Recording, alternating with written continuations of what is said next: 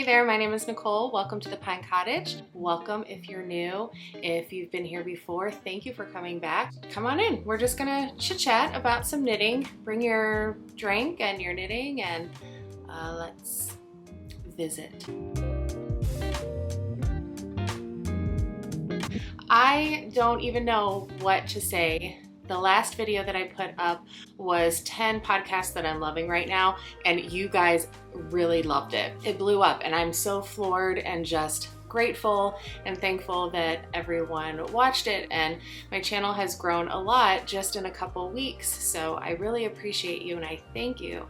And if you stick around to the end of the video, we're going to talk about a way in which I am going to thank you, so you might want to stick around until the end. Let's get started, shall we?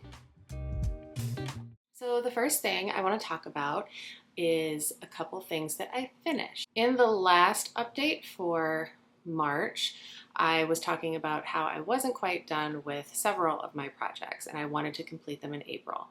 So I don't have everything finished because I still don't have my yarn for my no-frills sweater, but I did complete my March socks. Every month I'm trying to knit a pair of socks so that by the end of the year I have 12 finished pairs of socks. January, I did not knit socks, and I'll talk a little bit more about that a little bit later. But for March, I did finish those socks, so I just wanted to show you so that you knew that I finished them. This is the completed sock on a sock blocker. I did a 2x2 ribbed cuff. I think I did 15 rows. Then I actually did 75 rows for the leg. I did a slip stitch heel flap and gusset, my decreases, and then my foot. And then the second sock is right here. And I did not put the second one on a blocker because I'm going to show you another sock on the other blocker. I did have a question about my sock recipe. I will link below a video tutorial by Summer Lee Knits, and she has fabulous tutorials on her YouTube site. She was doing podcasts for a while and she stopped, and I wish she would start up again because they were so wonderful, but I've followed her tutorial for how to knit her basic sock pattern. She has a pattern for it, but I just needed to know how to do the heel because the heel always just stumped me every time. And someone asked, how long have you been knitting socks? Was it always easy for you? Was it difficult for you at times? You guys, it took me a long time to learn how to knit socks. I would knit, the cuff, and then I would knit the leg. I'd be like, oh yeah, easy peasy. I'd get to the heel and I'd have to rip it out. I'd knit it again, mess it up, rip it out. I knit and ripped out so many times until I got it. So if you're in that stage of learning how to knit socks, don't give up because you'll get through it and it gets easier, but definitely find someone on YouTube who is, their style is easy for you to learn from and just rewatch their video over and over. Knit with them, pause it, knit it, knit that section, pause it, and redo it as often as you have to. And Summer Lee was that person for me. So I'm going to link her video tutorial down below for you. I took the heel portion of that video and applied it to my recipe.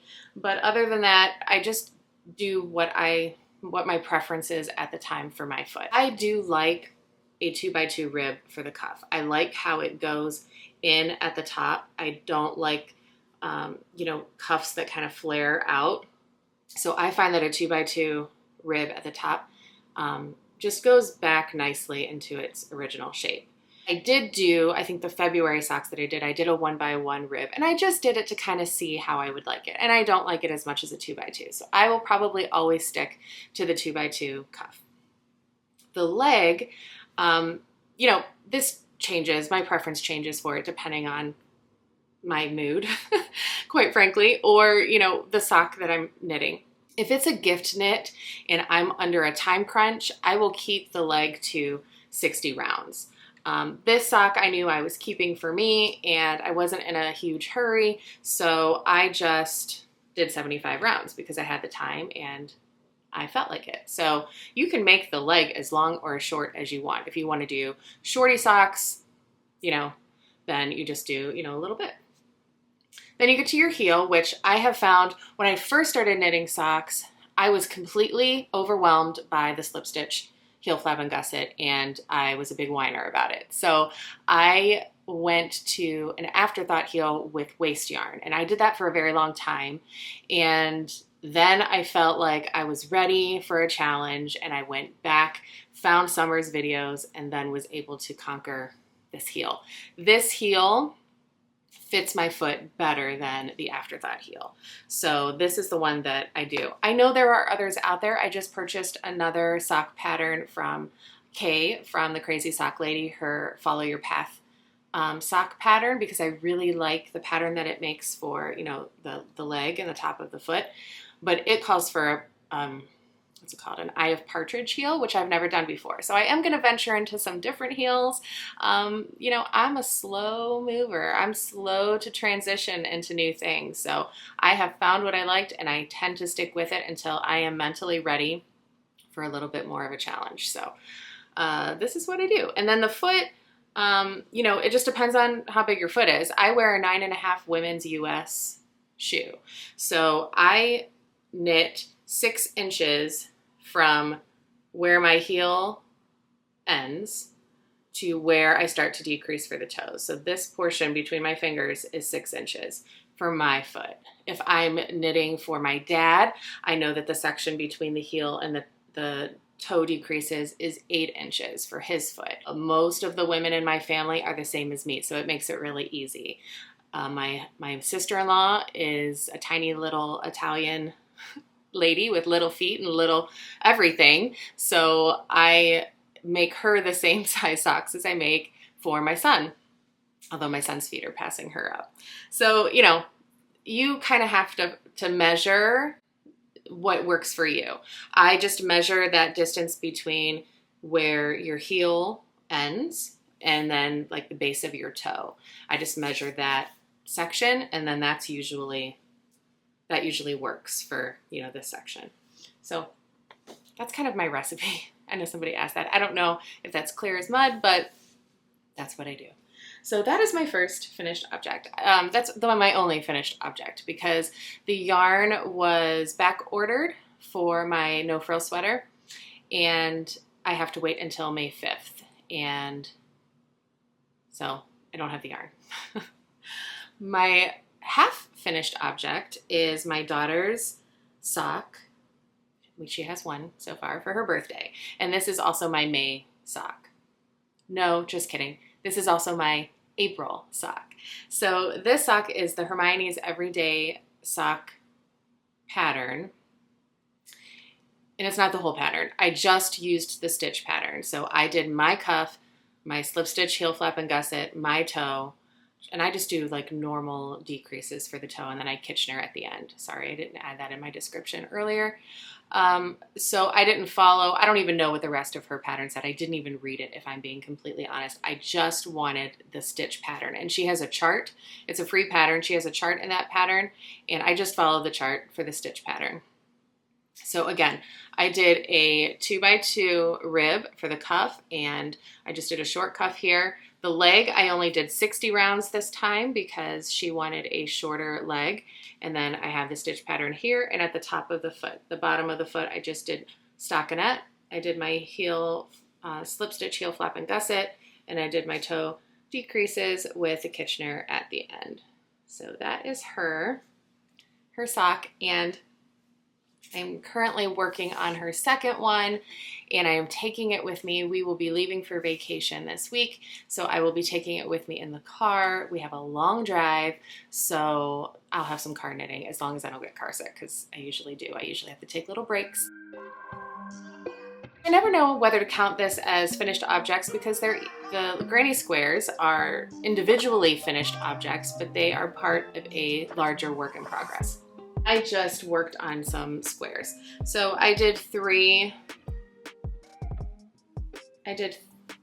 solid neutral squares for my Battenberg blanket. And then I did 2 colored ones. So this is the same yarn as the March sock that I just showed you. So I used what I had left for this, and then the remainder of that, which I don't have it near me, but the remainder of that will go into my granny stripe blanket. And then I did this square, which is also the same yarn. I think it's called Troublemaker by Hugh Loco. It's the same yarn that I did my daughter's Christmas socks in. So I whipped up a granny square, and then the remainder of that will go into my granny stripe blanket. So those are the only squares that I did. And I know I have a goal of 10 squares a month, and I am behind. So I'm actually going to take my scraps, and I'm going to take that with me on vacation so that I can work on my granny squares and my granny stripe blanket. And it's just going to be a scrappy vacation. And socks. How many S's can we do? Granny squares, scraps, stripes, and socks. If you weren't here last time and you want to see what those granny squares are going into, they are going into this Battenberg work in progress blanket. And I am just joining as I go. So this is what I have so far. And I'm just gonna add all those cutie little squares right into that. And this is loosely based on the Battenberg blanket by Sandra of Cherry Heart Crochet podcast. And I'll link her below. So I talked a little bit about the granny stripe blanket, and I worked a little bit on it because there are some evenings, you know, when I come home from work and I just want something simple that I don't have to think about. And sometimes my hands are a little bit sore from knitting with the same size needles all the time, and I just need a break and a switch. I need to switch it up sometime. I worked a little bit on my granny stripe blanket, and I don't know if I've showed you guys this in a while. Maybe I have. I think the last time I showed it to you, I was down here on this stripe. So I've got a little bit further on it, but if you want to see the whole thing, it goes down to there.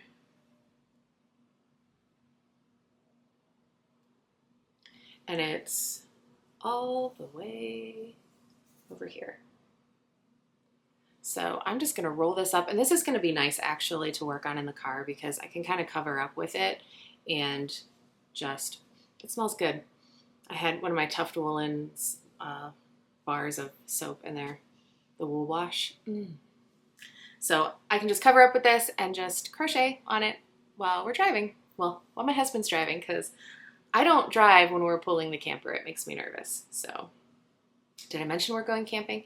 We are going camping for 2 weeks, and I'm packing everything in one backpack, and I'm packing all my knitting in one little tote bag.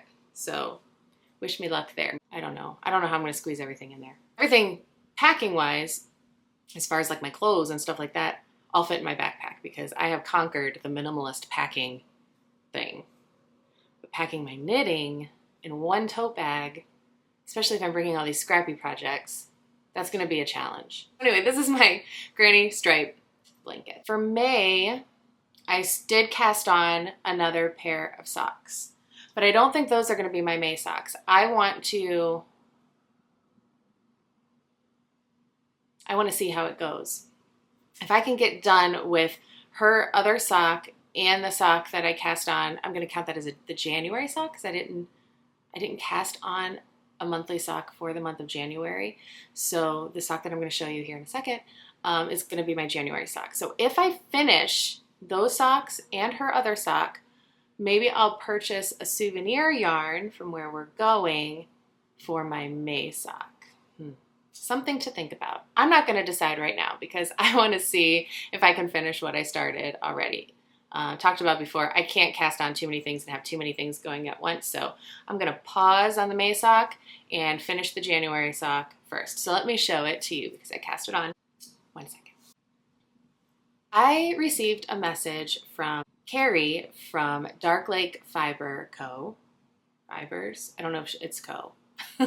but Dark Lake Fibers on Instagram. She contacted me. She saw my episode where I talked about the difference between merino, superwash merino sock yarn and BFL sock yarn. And she asked me if she could send me a skein of her BFL yarns so that I could review it and see how I liked it. And I said, yes, absolutely. Thank you so much. So this is Dark Lake Fibers BFL Sock Yarn, and this is in the color Blackberry. You guys, look at that purple. It's so deep, and just look at all those different shades in there. I am loving the color. Now, if you watched my, I think it was my February update where I talked about the difference between Superwash Merino and BFL, I had received BFL yarn from Farmer's Daughter Fibers in my Sock Squad subscription. And I said I could feel immediately the difference in my hands because the BFL was a little bit rougher, not like scratchy, not unpleasant. It was just not as soft as Superwash Merino, which is what I was used to.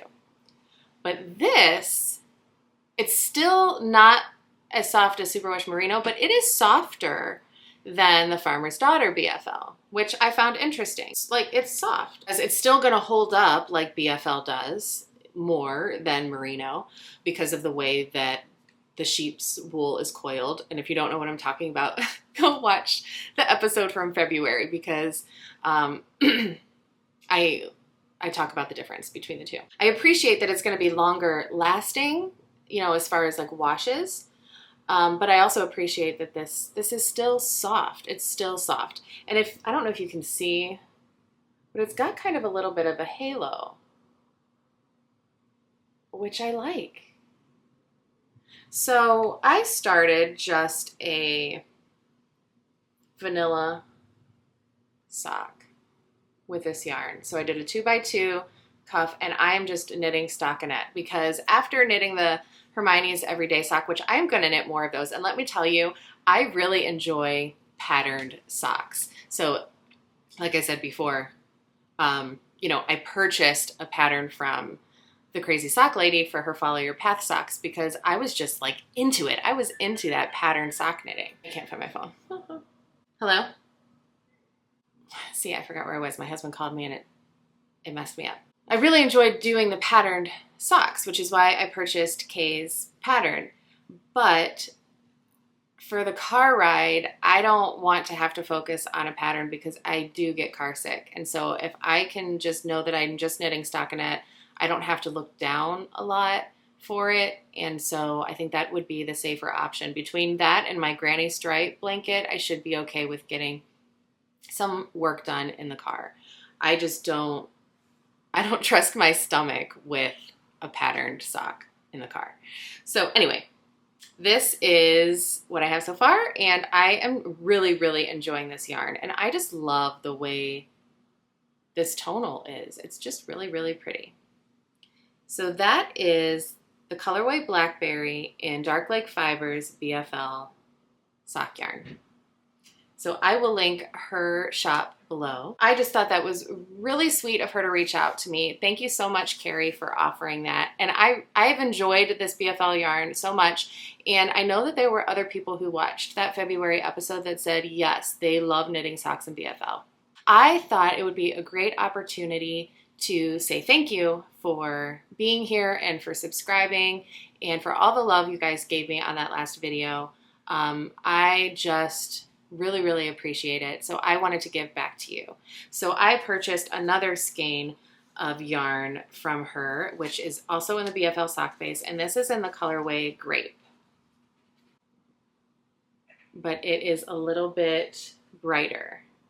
So this is the Blackberry, and this is the Grape. So I am going to send someone this skein of Grape. I have this left over from a project, and this is not in BFL. This is in Superwash Merino, but I thought that this colorway complemented this yarn. I'm going to wind it up into a 20-gram mini and make this a sock set for one of you. So it is a feather progress keeper, and so I'm going to send that along with these to one of you.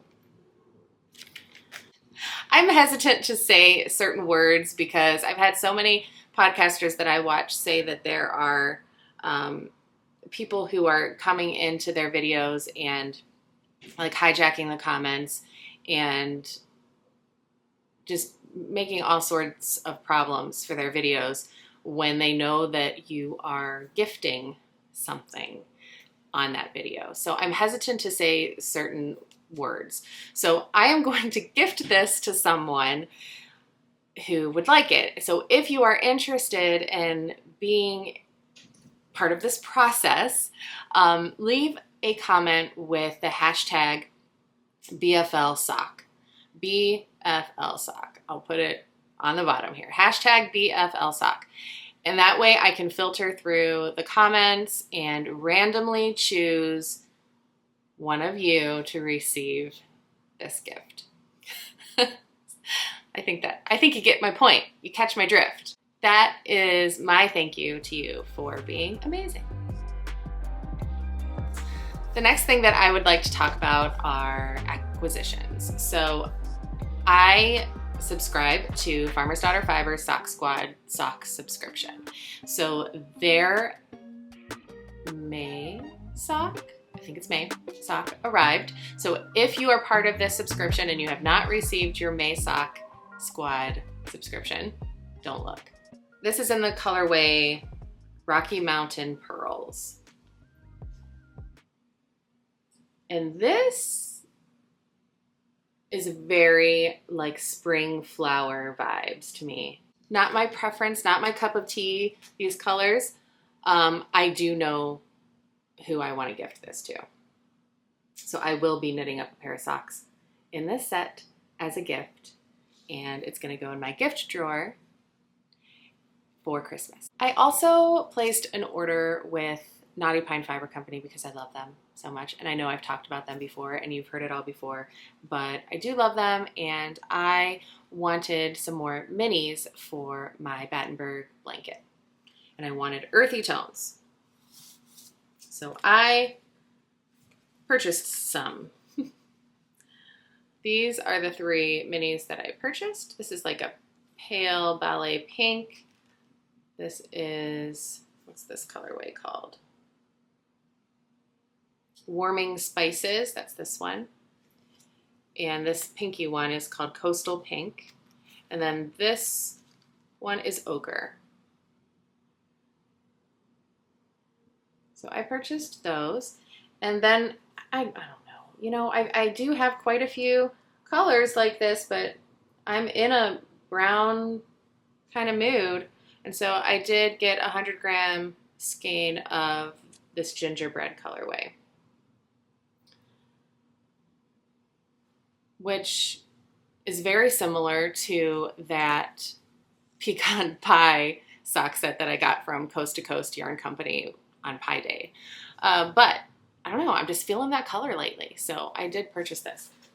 And then I had calculated that if I purchased a sweater quantity of yarn from Woolberry's Anne of Green Gables collection, that it might arrive near my birthday. You guys, it arrived on my birthday. Happy birthday to me. It was so exciting. I know you'll understand. I mean, a sweater quantity of yarn arriving in your mailbox on your birthday is just the best. Look at it. Look at it. Oh my goodness. She had another colorway called Carrots, but I feel like this could have been called Carrots. I don't remember if the Carrots was deeper or brighter than this, but look at this. Look at it. It's so gorgeous. It's so gorgeous. I don't know what it's going to look like on me when it's done, but this is going to be a sweater. This is going to be a sweater, and I'm going to wear it, and I think it's going to be, what did I tell you guys? Sweater number something from my favorite things knitwear. So I'll post a picture here. But this is it, and I'm so excited about it, obviously. Can you tell? Yes, stay tuned for that cast on. I'm not sure when it's going to be. This is just going to sit in my drawer for a little bit until I'm ready. But come fall, when the leaves are changing, and maybe even a little bit before that, I'm going to be itching. My husband's calling me again. Call you in 5 minutes. Hello? Okay, gotta go. Bye. Hey guys, let me check my notes to see if I'm missing anything. We talked about March socks, April socks, blah, blah, blah, blah. That's it, really. Every month on Instagram, I post a photo grid of my favorite photos of the month. And I put hashtag knitting photo journal. I'm the only one who uses that hashtag, and only my pictures are showing up there, and I would really love to see some of yours. So if you like taking photos of your knitting, or if you are interested at all in this project, join me, please. I would love it. So on the last day of the month, I will post a picture of my favorite Instagram photos that I posted that month, and I'll make a grid out of it of 9 photos. You do what you want, be creative. And then I just put the hashtag knitting photo journal. So, you know, this is my journal, and I do have knitting stuff in it, but on Instagram, it's mostly knitting photos. And I just like to look back on that to see what I've worked on over the months. I started it in February of last year, of 2022. And so, you know, I'm working on year 2, and I just think it's really fun. So if it's something that you think you'd be interested in, please feel free to join me. I would love to have you over there. Also, if you're not following me on Instagram and you think you might like to, feel free. Sorry. Feel free. It's fun. I spend a lot of time over there more frequently than I do here, but I get more in depth here, if that makes any sense. As you wish. It was great chatting with you. It was a shorter video today, and I'm real sorry about that. We are mid-packing up for our camping trip, so that is on the agenda for today. So I apologize if this was a little brief. Don't forget, if you're interested in being gifted something, put your comment below with hashtag BFL Sock, and I will announce the person who's going to receive that gift in May's update. So it won't be the next video, it will be at the end of May, where I will announce it here. I will not email you, I don't have your email, but I will not message you, I will not private message you, I will not direct message you, I will not put anything in the comments. I will speak your name in that video at the end of May. So thank you again for watching, and I hope to see you soon, and I will chat with you next time. Bye.